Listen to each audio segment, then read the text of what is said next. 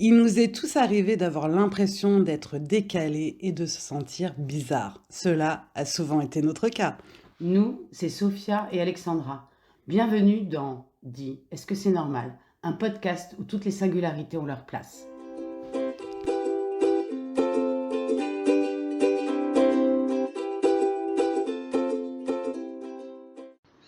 Aujourd'hui, nous allons tenter de répondre à la question dit est-ce que c'est normal d'écouter son corps? Bonne écoute. Bonjour à tous, bonjour Sophia. Bonjour Alexandra. Alors, vaste sujet, hein? Oui. Et qui nous concerne, toi, moi et beaucoup de monde. Tous ceux qui ont un corps. Exactement, ce qui veut dire à peu près tous les êtres humains, je pense. Exactement. Voilà, même Je s'il y en a qui n'ont pense- pas l'impression. Oui, Mais en oui, fait, ils en ont un. voilà, ils en ont un et c'est important de l'écouter et de pas forcément aller directement à une problématique, mais de prendre conscience en soi de pourquoi tout ça nous arrive. Voilà. Exactement. Donc aujourd'hui, un sujet un petit peu spécial parce qu'on va peut-être parler de maladies, de errance médicale. C'est des sujets que nous allons développer sur d'autres podcasts, sur d'autres enregistrements. Donc voilà, si vous êtes un peu sensible sur ces sujets-là, vous pouvez arrêter là l'enregistrement ou laisser votre curiosité vous gagner et nous écouter jusqu'au bout. Promis, ça fait pas mal. Heureusement. Ouais. Bon alors, du coup, écouter son corps, qu'est-ce que ça veut dire? Bah écouter son corps, c'est déjà prendre conscience qu'on en a un. Ouais, et c'est pas si simple, on en C'est parlait pas encore si cet après-midi. simple. On en parlait avec Nicolas qui a été notre invité sur Chercher son Ikigai. Si vous ne l'avez pas écouté, je vous invite à le faire parce que ce podcast est passionnant, l'épisode est vraiment super passionnant et Nicolas est totalement connecté à son corps et je pense que sans cette connexion, il ne pourrait pas être aussi aligné qu'il est maintenant. Ouais, bah c'est vrai que parfois on est là et on a des signaux d'alerte en fait. Et pas forcément de choses graves tout le temps. Voilà, il y a du léger dedans, il y a du grave aussi. Mais je crois que c'est important de se dire que, tiens, là, j'ai une douleur quelque part ou je me sens mal quelque part et ça va refléter quelque chose Exactement. qui est important. Donc, par exemple, dans un truc pas grave, moi, je sais que si il fait froid et que je suis pas assez couverte, mes muscles se contractent, en particulier dans les épaules et dans la nuque. Et donc, je peux avoir mal après. Et j'essaie maintenant, pas juste de dire, ah oui, c'est bon, j'ai eu froid, j'ai eu les épaules contractées. C'est, en fait, voilà, j'ai été dans le mal. Donc, oui, bah oui, il faut pas que j'oublie mon écharpe la prochaine fois. Parce qu'en fait, à un moment, ça va me permettre de me décontracter le corps, même si il fait froid dehors. Et du coup, de pas forcément être mal derrière. Et donc, pas prendre juste, faire un constat, ah oui, j'ai mal partout. Non, pourquoi j'ai mal? Qu'est-ce qui s'est passé? Donc là, on est dans le léger, il n'y a pas de maladie grave, il n'y a pas de choses comme ça. Mais déjà, c'est important, en fait. C'est important de se dire, là, j'ai choisi ça et j'étais pas bien. Donc, je vais rectifier la fois d'après. C'est déjà ça aussi, écouter son corps et le respecter et en prendre soin. Oui, oui, totalement être à l'écoute de ses besoins corporels. Voilà, votre corps, si par exemple vous êtes hypersensible, va rejeter certains Tissu. tissus. Ça sert à rien de vous forcer en fait. Votre corps, il faut le chouchouter parce que c'est quand même votre enveloppe qui vous conduit jusqu'à ce que vous êtes aujourd'hui et qui va vous conduire jusqu'à la fin. Donc il faut savoir l'écouter et en prendre soin. Et prendre soin, moi je vais pas parler de sport ou de nourriture spécifique, mais c'est l'écouter vraiment.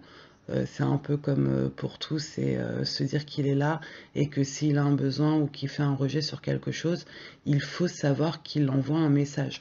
Il y a beaucoup de gens qui se disent que quand on a mal quelque part, par exemple la nuque, l'épaule, la gorge, il y a une symbolique. Par exemple pour la gorge, on dit souvent que c'est parce que nous n'arrivons pas à exprimer quelque chose. Oui. Le genou, ça a été très, très mis en avant dans le film Mon Roi avec Vincent Cassel. Si vous l'avez pas vu, on adore ce film. Enfin, moi perso, tu l'as vu ou pas, Mon Roi? Voilà. Elle en parle, Emmanuel, je ne me rappelle plus son nom de famille, du fait que le genou, ce soit la progression du je et du nous, la problématique à aller vers l'autre. Il y a des significations comme ça qui peuvent expliquer pourquoi on a mal à tel endroit, à tel moment. Mais attention, Il ne faut pas rester que perché sur des douleurs au corps. Il y a aussi tout un aspect médical qu'il faut prendre en compte. Oui, et ça c'est hyper important parce qu'il y a effectivement tout le côté réflexologie, médecine chinoise, symbolique et tout ça. Et on peut pas le nier, voilà, Oui. c'est comme ça. On sait que, par exemple, quand le phénomène de la diarrhée, c'est le fait que le corps évacue ce qu'il y a à l'intérieur parce qu'il y a danger Ah bon? pour pouvoir monopoliser ses forces sur le cardiaque et tout ça pour la fuite. Mais c'est génial ça. Donc en Ah, c'est général, pour ça que quand on a le trac, on a le petit mal au ventre. voilà, exactement. Et donc, on est en dehors de la gastro ou des choses Oui, comme oui. ça. Mais par exemple, quelqu'un qui va avoir des diarrhées tous les matins, il y a quelque chose de l'ordre de l'angoisse à affronter la journée, en fait. Mm, Et c'est quelqu'un qui n'en a pas dans le reste de la journée. C'est mm. juste le démarrage.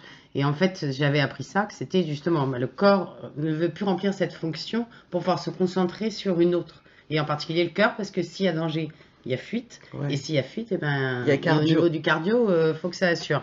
Mais il y a des choses comme ça. Et ça, c'est pas du médical, enfin, c'est vraiment du genre de la fonction du corps. Et c'est là-dessus dont on parle aussi au départ, c'est écouter son corps dans ses fonctions et dans sa symbolique. Mais il y a parfois aussi, euh, on le sait, nous, qu'il y a quelque chose qui ne va pas dans notre corps. Et pour autant, quand on va en discuter avec des gens, qui soient professionnels ou non de la médecine, on dit non, non, mais t'inquiète, non, t'inquiète, Tu non, et somatises. t'inquiète. Mais si, en fait, il y a quelque chose, Mm. on le sait. Alors effectivement, peut-être que ça peut être de l'ordre psy, et que ça nous crée un problème physique, mais même si c'est d'ordre psy, il y a quelque chose, Il y en a fait. forcément il y a forcément. De toute façon, c'est d'ordre psy, c'est de la maladie aussi, Bien hein. sûr, Toutes les maladies psychiatriques sont des maladies. bien sûr. Et si nous rentrons dans le cadre de la psychosomatique, c'est que nous sommes malades d'une certaine façon aussi. Alors, il n'y a peut-être pas un truc grave sur le corps, mais en tout cas, il y a quelque chose à régler dans la tête et à C'est ça. soigner. Psycho ou physio, voilà. Il peut y avoir Exactement. les deux, mais il y a quelque chose, en fait. Donc, et c'est très important de chercher et de se faire confiance. Oui, Et là, on va peut-être partager un peu d'expérience personnelle. ouais, j'y vais. Sujet encore un petit peu compliqué, mais que j'accepte finalement vraiment en toute paix de parler de ça. Et merci. Merci à toi de me forcer. Enfin voilà, d'avoir attendu que je sois prête. Parce que moi, je suis victime d'errance médicale. Si vous connaissez mon parcours, j'ai mis un temps fou à être diagnostiquée de mon endométriose. Et j'ai mis un temps fou aussi à être diagnostiquée d'une perte de vue, perte de la vue, hein, où je ne voyais qu'à 1 sur 10 sur un seul œil, et l'autre œil il s'est passé à 0. Et j'ai vu 5 ophtalmos qui m'ont dit que je voyais. Alors, J'avais pas de problème. Je me il n'y avait rappelle de pas de t'avoir, problème. de te retrouver après un rendez-vous où C'était horrible. l'ophtalmo te disait non, il n'y a rien. Il n'y a rien. Revenez dans 6 mois. Et là, pour le coup, moi, ce qui m'a aidé, c'est d'une part mon caractère. C'est pour ça maintenant, quand on me dit oh, mais t'as un caractère, tu es là, mais oui, mais je suis très contente d'avoir ce caractère parce que je me suis pas laissée convaincre par les médecins qu'il n'y avait rien. Parce que, enfin, concrètement, quand on perd la vue, j'espère que ça ne vous est jamais arrivé, on ne voit rien. Moi, je pouvais plus lire de textes, de livres. Moi, j'adore lire le soir. Et je montais à l'époque mon école et je pouvais pas lire les textes de théâtre que je donnais à mes élèves et je reconnaissais plus leurs traits de visage. Donc à un moment donné, là mon corps m'envoyait des gros signaux en mode il se passe un truc, il se passe un truc, mais le corps médical me disait il n'y a rien, revenez plus tard. Donc on m'a fait des lunettes, on m'a fait beaucoup de choses et j'ai insisté au 6e ophtalmo, j'étais aux urgences et j'ai dit je ne pars pas tant que je n'ai pas de diagnostic et de réponse. Alors après, j'ai toujours pas très bien compris comment marchent leurs appareils, mais ce que j'ai compris, alors que j'ai absolument pas cette culture-là, c'est que si mes yeux, il n'y avait rien, derrière mes yeux, il y avait un cerveau. Et là, j'ai commencé à me poser des questions et à exiger justement les examens. Et j'ai découvert que j'avais une tumeur au cerveau qui comprimait mon nerf optique. Donc c'était grave, très très grave. Et je fabulais pas, je ne voyais vraiment pas et j'avais vraiment quelque chose. Mais si j'avais écouté les médecins, à quelques semaines ou mois près, je serais restée malvoyante toute ma vie. Donc on va dire qu'à force de caractère et d'écoute de moi-même, j'ai dû me battre pour avoir un diagnostic comme pour l'endométriose. Autre chose, j'ai été soignée, je revois très bien, je vous rassure. Ça va bien, c'est en work in progress parce qu'il faut aussi travailler sur toute cette partie maintenant somatique, post-trauma et tout. Mais en tout cas, le corps a été soigné. Maintenant, il faut travailler un petit peu le psycho. Et à côté de ça, parce que j'enchaîne un petit peu, j'ai une douleur au pouce, à l'orteil. Et ça fait plus de 4 ans depuis le Covid que j'ai mal. Et j'ai été voir, pareil, plusieurs médecins, plusieurs spécialistes du pied qui m'ont dit que soit j'avais le pied trop tordu, soit que c'était un corps sous l'ongle. Donc j'ai été traitée, à savoir que tous ces soins-là ne sont pas pris en charge. J'ai été traitée pendant des années pour un corps sous l'ongle, donc avec le paiement qui va bien à 70 balles pour qu'on te coupe un ongle. Et la douleur a été tellement persistante que au moment où j'ai rencontré ma super médecin généraliste aujourd'hui qui m'oblige à faire tous les examens dès que je lui dis quelque chose parce qu'elle m'écoute, elle écoute mon corps, elle écoute les signaux de mon corps, on a découvert qu'en fait ce n'était pas un corps sous l'ongle mais que c'était une petite tumeur. Il n'y a rien de grave mais ça nécessite une opération chirurgicale. Et ça fait 5 ans que mon corps s'est habitué à la douleur. C'est-à-dire que maintenant, mon corps, quand il m'envoie des messages de douleur, je ne sais même plus où ça se situe, puisque le corps médical a erré tellement longtemps et a été vraiment mauvais. Hein. Clairement, je ne recommande absolument pas les médecins que j'ai vus sur mon parcours médical. Et aujourd'hui, je vous dis, j'ai un super médecin qui m'accompagne et qui veut qu'on règle tout point par point. Mais les médecins, en plus de ne pas m'avoir écouté, m'ont fait nier ce que moi, mon corps m'envoyait comme signaux. Et ça, c'est très grave parce que déjà, on a du mal à écouter son corps, on a du mal à se connecter à soi. Mais quand on voit des gens qui sont a priori spécialisés, qui nous disent non, vous fabulez, vous somatisez, c'est dans votre tête, comment vous voulez après qu'on soit bien avec cette enveloppe qui nous porte? On se dit, je me mens, je me fais du mal, on m'a dit que je n'avais rien. Et malheureusement, moi je connais des femmes qui ont été dans ma situation avec la tumeur au cerveau qui s'appelle un méningiome, qui ont écouté les ophtalmos et aujourd'hui, elles n'ont plus la vue. Elles ont perdu, elles ont attendu trop longtemps. Et c'est très grave, parce qu'elle savait très bien qu'il y avait quelque chose qui n'allait pas. Mais aujourd'hui, on se dit que l'autorité a forcément raison, un prof a forcément raison, un médecin a forcément raison, le président a forcément raison. Enfin voilà, parce que tu es l'autorité et donc on ne remet pas en question le message parce qu'on se dit finalement que notre corps ne nous appartient pas vraiment et que si l'autre sait, nous on ne sait pas. Et c'est en ça que c'est très mauvais de ne pas écouter les messages du corps. Alors en effet, il peut avoir des symboliques et tout. Moi, je connais beaucoup de gens qui sont partis sur des symboliques, très bien. Mais par contre, en plus de la symbolique, aller faire un petit tour chez le médecin généraliste pour s'assurer qu'il n'y a rien, c'est quand même le mieux que je vous conseille. Enfin, dans mon expérience, à chaque fois que j'ai un petit truc, il se passe un truc. Donc moi, maintenant, je sais que quand mon corps m'envoie des messages, c'est qu'il faut que j'y fasse gaffe. Ou en tout cas que soit je baisse l'allure, soit que je lui fasse du bien en allant faire un massage, en allant à la piscine, en essayant aussi d'associer mon esprit pour qu'il soit plus libre, pour détendre les tensions du corps. Hors maladie grave ou... voilà. Ouais, et puis je pense qu'il y a des gens qui voient le côté psycho qu'il peut y avoir dans des douleurs corporelles, mais il y a quand même beaucoup d'histoires de personnes qui ont un problème physiologique et qui continuent à tenir tête aux médecins parce qu'ils savent qu'il y a autre chose derrière. Oui. Et en fait, ces gens-là, je pense que s'ils n'étaient pas persuadés qu'il y avait autre chose derrière, ils auraient lâché l'affaire. Mais c'est Parce que exactement finalement, ce ils que se je seraient dit, dis.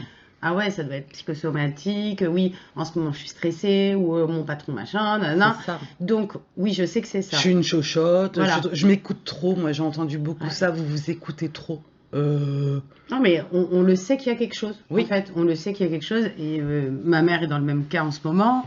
Et Coucou. puis, coucou, Bisous. coucou maman. Et Coucou, après, maman je pense que c'est d'Alexandra. dans plein de sujets. Moi, je vois par exemple, quand j'ai accouché, Au troisième, on m'a dit, il y a des contractions toutes les 10 minutes, il faut venir, comme c'est le troisième, ça va aller super vite, tatati tata. Et en fait, j'ai senti que non, ça fallait pas que j'y aille tout de suite. Et parce que j'avais pas envie d'attendre 8 heures ou 10 heures ou 11 heures À l'hôpital. allongée à Ouais. l'hôpital. Et en fait, j'ai écouté mon corps et finalement, à un moment, j'ai senti que c'était le moment où il fallait partir à la maternité. Et effectivement, je suis arrivée, j'ai accouché 1 heure après. Waouh. Et c'était très bien puisque j'ai passé tout le temps chez moi et je n'y suis allée que pour le moment de la délivrance. Mais j'ai pas écouté ce qu'on m'avait dit de faire, en fait, j'ai juste écouté mon corps. Et d'ailleurs, c'était assez amusant parce que lors du suivi des grossesses, à la première, on est tout le temps en train de surveiller des choses, on nous pose plein de questions. Deuxième aussi. Et troisième, franchement, les sages-femmes me faisaient tellement confiance. Genre, vous en avez déjà vécu 2, vous savez. Donc, ça va? Ouais, ok, bon, bah, au mois prochain, ok. Et effectivement, parce que j'avais de l'expérience qui était Oui. arrivée forcément. Mais malgré tout ça, j'ai attendu chez moi. Et voilà, il n'y avait pas de maladie grave, il n'y avait pas de soucis ou quoi que ce soit. Mais j'ai senti que c'était Mais pas tu tout à fait savais. le moment. Je savais dans mon corps que je pouvais attendre encore. Oui, et puis là, l'exemple, c'est que les sages-femmes t'ont demandé si toi tu allais, et toi tu savais que oui, t'as pas dit non et on n'a rien C'est fait. ça, Tu te connaissais assez pour dire que là, c'était exactement. OK. Et puis je pense que si j'avais senti qu'il y avait une urgence, ben, j'y serais allée très très vite Mm. parce que je savais que... Et je sentais que ça allait. Et je pense qu'il faut quand même faire confiance à son corps. On le connaît. Alors pour le connaître, il faut l'écouter, hein, forcément. Il faut en prendre soin aussi parce que c'est pas connaître pour moi que les douleurs et les ressentis. C'est aussi savoir ce qui fait du bien à son corps. Exactement. Il faut Et ça, c'est hyper beaucoup important. le toucher, en avoir conscience. Alors, le toucher, visualisez pas des trucs. Je vous vois là, les petits Oh, et malins. encore, hein, moi j'ai suivi une conférence sur l'anatomie féminine et le plaisir et le massage est Ah, ouais. extrêmement recommandé Le aussi, massage même pour personnel. l'endométriose. Oui, Ah oui. le massage personnel, même pour l'endométriose, pour plein de Le problèmes. massage intime, tu Le veux massage dire? Ah interne, d'accord. oui, Ah oui, intime interne. interne. Ouais. Waouh, ok. Et que. Non, mais J'en suis pas là. la conférence était En fait, c'est toi la passionnante. petite chenapin Ouais, c'est ça. de podcast. Non, mais c'était hyper intéressant sur le fait que justement, c'était aussi une partie. Elle expliquait que c'était une partie dont on ne prenait pas assez C'est soin de manière personnelle et que c'était une partie sur laquelle reposaient tous les organes. Ce qui fait que dès qu'il y avait quelque chose dans le corps qui n'allait pas, ben Ouais. ça agissait là-dessus et que ça créait aussi des soucis. Mais voilà, c'est juste pour dire qu'en fait, il faut aussi savoir l'écouter, mais il faut aussi savoir ce qui lui fait du bien. Mm. Et donc, certaines personnes, ça va être de prendre un bain, d'autres, ça va être de se faire Ouais. masser, d'autres, Ouais. voilà, là, on est dans les grands classiques. Mais des fois, il y a d'autres choses. Il y a juste mettre tel pull sur soi, où Oui, on fait que ça fait du bien au corps. Les positions, pour s'allonger, être assis, est-ce qu'on a besoin d'un coussin, pas de coussin, comment on se sent mieux, est-ce que la tête doit être posée. Et en fait, je pense qu'on a tous des trucs différents par rapport à ça. Et je pense que c'est important de les connaître parce que il y a plein de petites choses qui ne sont pas aussi graves que ce que tu as pu raconter, mais où on est capable de se faire du bien tout seul parce que notre corps en a besoin et on sait quoi lui donner quand ça ne va Oui, pas. exactement. Oui, oui, après, moi, ça a été grave sur une période de 3 ans.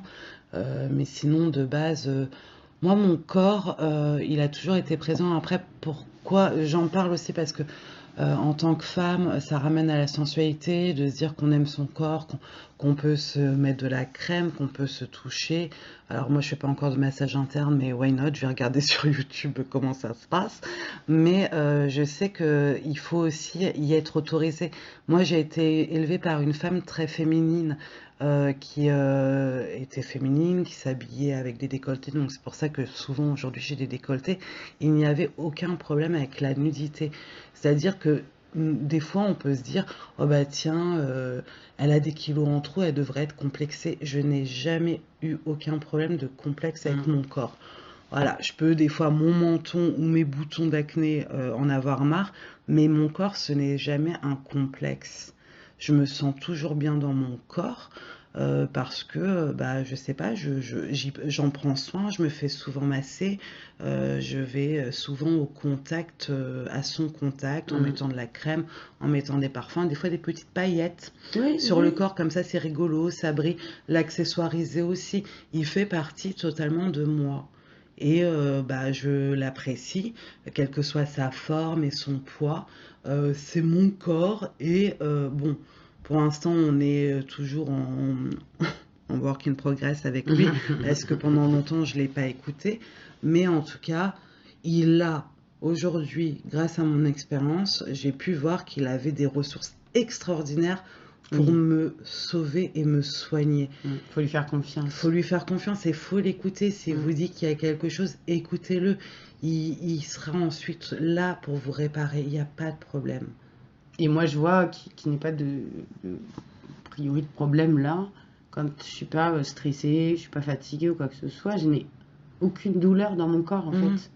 Et maintenant, j'arrive à me faire la réflexion. Je vais être assise dans mon canapé et je vais dire, je n'ai mal nulle part. Mais c'est trop bien. Et en fait, Non, mais ça, c'est oui, mais génial. c'est de vivre en conscience. C'est-à-dire Mais qu'à un c'est moment, je suis à génial. l'écoute de tout mon corps entier. Je me dis, tiens, en fait, dans ma tête, je dois être bien. Dans ma vie, ça va bien. Bah oui. Et donc, en fait, j'ai pas de douleur. Voilà, j'ai pas. Et je suis là, je me tords un peu pour voir si quand même, on me tord un peu, j'ai un peu Ah mal, ouais, tu ou quoi que ce soit. cherches. Et en fait, non, je me rends compte que j'ai pas. Voilà, ça tire pas dans les épaules, ça va, en fait. Mais tu sais que ça c'est génial pour l'instant présent parce que moi j'ai des bronchites chroniques. Oui, je suis un cadeau de la nature.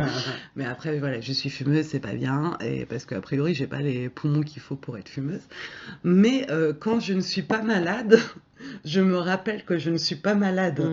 Et ça en fait ça connecte vachement parce que tu peux avoir aussi le trauma de la maladie ou te dire ah oui moi je fais des bronchites chroniques donc je suis souvent malade et d'avoir peur de la prochaine et pendant que t'es dedans de ruminer parce que t'es malade et le après te plaindre parce que t'as été malade alors que moi quand j'ai rien comme toi j'ai pas de douleur physique je suis là oh trop cool en fait Gratitude. là ça va gratitude s'il vous plaît gratitude ouais j'ai pas de douleur je suis Ouais. pas malade parce que je sais que quand je suis malade genre des angines ou des bronchites je suis là ah ouais, mais avant, c'est parce que forcément, quand je suis malade, je suis au 36e dessous et j'ai le mindset qui va avec. Et je suis là, en fait, avant, c'était trop bien quand je pouvais respirer normalement. Tu sais. Ouais. Et en fait, maintenant, quand je suis bien, et ben, je l'accueille. Je suis là, ouais, trop bien. Pas de douleur, pas mal à la gorge, pas ci, pas ça. Et en fait, c'est ça aussi, c'est pas juste écouter son corps quand on a mal. Après, je vous ai donné des bien sûr, exemples. c'est d'écouter quand ça va bien, Quand en fait. ça va bien, de dire ok, est-ce que t'es ok, est-ce que ça va, est-ce que tu me portes? Il faut avoir de la gratitude, parce que justement, Toujours. il nous promène toute la journée, il porte notre poids, C'est ça. il est là, on l'habille, on le contraint dans des chaussures. Enfin, il y a tout un truc qui fait qu'il pourrait nous en vouloir un petit peu Ah, quand ce même. serait la On le vie. lève alors qu'il n'a pas forcément envie d'être levé, des fois, hein, quand même. Hein. Ce corps, il est bien allongé sous la couette. Et donc, à un moment, oui, il fait quand même beaucoup, beaucoup de choses pour nous. Ouais. Et ça va du cerveau au pied, Au quoi. pied. Et du coup, soyons aussi pleins de gratitude quand ça va. Pardonnons-lui quand ça va pas. Parce que c'est ça aussi. Ne pas rentrer dans un système où on lui reproche. Ah, mais vraiment, j'ai un corps pourri. Vraiment, Ah non. il nous apporte tellement d'autres choses. On est debout, on respire. Et puis la maladie, après, désolé, ça peut peut-être en heurter certains, mais c'est des signaux de quelque chose hein, qui n'a pas été réglé ou qui doit être réglé. Enfin, moi, je l'ai vécu comme ça. Tout ce que j'ai pu avoir dans mon parcours médical, je sais très bien. C'est pour ça qu'aujourd'hui, je fais des soins somatiques, parce que en dehors du fait d'avoir eu des vraies choses, je sais que maintenant, il faut que j'aille soigner ce qui a causé ça dans ma tête. Après, c'est vraiment un parti pris de mon expérience. Je sais qu'il y en a qui sont pas du tout sur ça, qui tolèrent pas ce type de sujet. Mais là, je parle de mon expérience, de mon vécu et de ma manière de voir les choses. Et je les vois maintenant, donc je suis très contente d'avoir ce parti pris. Et puis voilà, je comprends que d'autres ne soient pas d'accord avec nous, mais c'est aussi l'intérêt du podcast, c'est de dire notre vérité. Elle n'est pas la vérité de tous, mais en tout cas, ce point de vue, de mon côté, est viable. Oui, et puis ton méningiome, il est venu d'un effet secondaire d'un médicament. Exactement. Donc tu sais ce que c'est aussi la vraie maladie qui vient pas du psy, en fait. Oui. Voilà, tu as les deux expériences, en fait, par rapport à ça. Oui, j'ai été empoisonnée par un médicament que je prenais pour l'endométriose.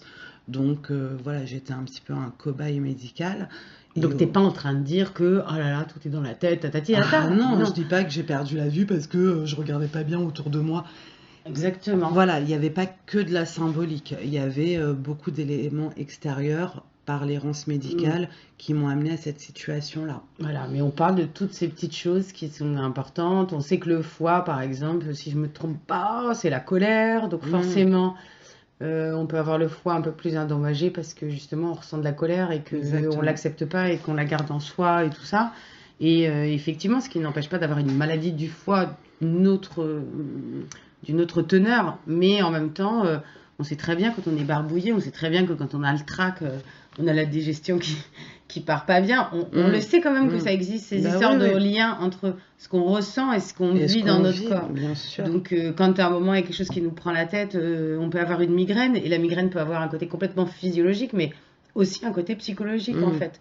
Donc, c'est hyper important en tout cas de faire comme tu as fait, c'est-à-dire je ressens, j'écoute, j'accueille, je cherche. Je me bats. Je cherche. Je me bats.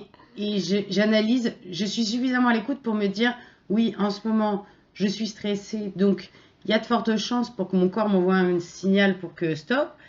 Non, c'est pas ça, il y a autre chose derrière. Et je cherche et je continue. Et même si les médecins ils me disent non, eh ben, je continue à chercher en fait. Oui, en fait, si vous êtes convaincu qu'il y a quelque chose qui ne va pas, lâchez pas l'affaire. C'est le conseil que je vous donnerai. Je sais que c'est compliqué.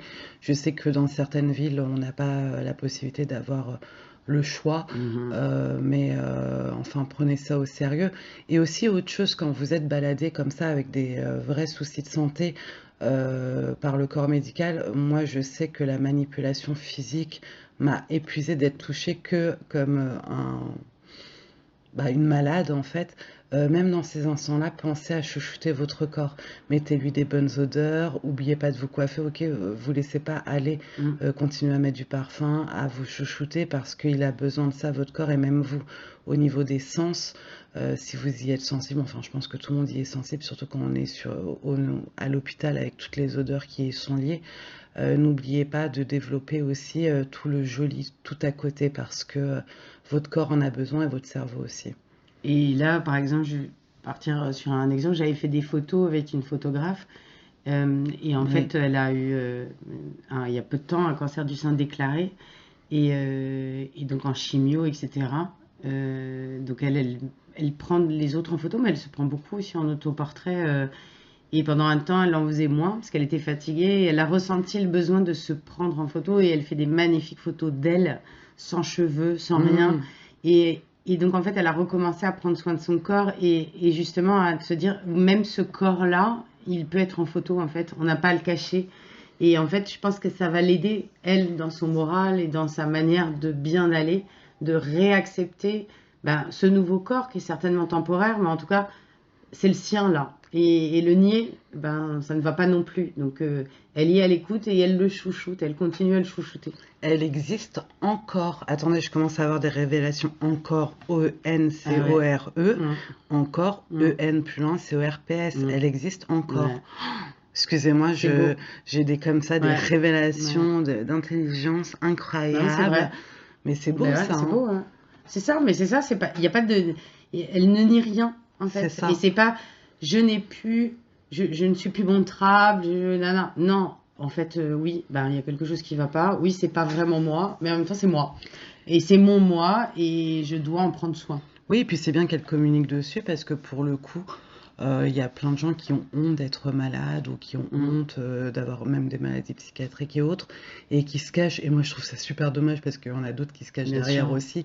Et le fait de prendre la parole, et c'est pour ça aussi que je le fais aujourd'hui, j'ai pas forcément envie, voilà, que maintenant tout le monde me voit comme quelqu'un qui est potentiellement apte à tomber malade. Voilà, ça a été une période de ma vie, mais c'est trop important pour que je le garde pour moi. Et moi, par mes témoignages précédents sur le méningiome, j'ai eu des témoignages comme ça de femmes qui avaient perdu la vue, et c'est aussi pour ça que je me dis, aujourd'hui, il faut que je continue à en parler, parce que malheureusement, ce traitement dont j'ai été victime continue à être prescrit. Donc voilà, si je peux encore déranger quelques personnes à continuer à en parler, et que ce n'est pas juste de temps en temps que ça tombe, je continuerai à prendre la parole parce que c'est trop grave. Et voilà, si vous vous intéressez à ce sujet, il y a l'association Amavea qui œuvre pour les victimes de méningiome à cause des traitements progestatifs. Et puis, n'oublions pas que s'occuper de son corps, c'est s'occuper de sa tête. Et Oui. s'occuper de sa tête, c'est s'occuper de son corps. Exactement. Et que donc tout est lié. Tout est lié, Et c'est il vous. faut prendre soin des deux parce que c'est très important. Et surtout quand ça ne va pas. C'est ça. Et même quand ça va. Oui, mais c'est pour ça que je dis, et surtout quand ça va Ouais. pas, c'est-à-dire qu'il ne faut pas le laisser de côté. Par contre, quand ça va oui. bien, ben oui, il faut continuer. Mettez des paillettes, du vernis à ongles, Ah ouais, c'est franchement. Enfin, je sais pas, c'est trop important de garder. Enfin, là, on parle pour les femmes, mais voilà, pareil, bah, vous n'avez pas de cheveux. Moi, j'avais une amie, malheureusement, qui a eu un cancer et qui en est morte. Mais quand je suis partie la voir la dernière fois, elle avait mis des foulards et ça lui allait vachement mieux que ses cheveux de base. Et je lui ai dit, mais putain, mais qu'est-ce que t'es rayonnante. Tu as dit putain là. Oh, ah mince, excusez-moi, j'ai dit un gros mot, mais elle était tellement Bah oui. rayonnante, elle était tellement belle. On savait pas que ça allait l'emporter quelques semaines après, mais elle avait son rouge à lèvres, elle avait son joli bandeau, elle s'était faite toute girly parce qu'on fêtait la rémission malheureusement, voilà. Mais elle était restée en lumière, restée en lumière. On ne sait pas ce qui peut se passer, on ne sait pas comment vous pouvez remonter la pente. Donc, En tout cas, ça aide dans tous les cas à remonter toutes les pentes en fait. Ça aide. Donc, prenez soin de vous, même si vous êtes au plus mal, vous lâchez pas. Vous êtes là-dedans, vous êtes bloqué dans ce corps-là, donc vous lâchez pas. On vous a dit, hein, ça allait être un sujet un petit peu santé, j'espère que... mais voilà, qui nous tient à cœur.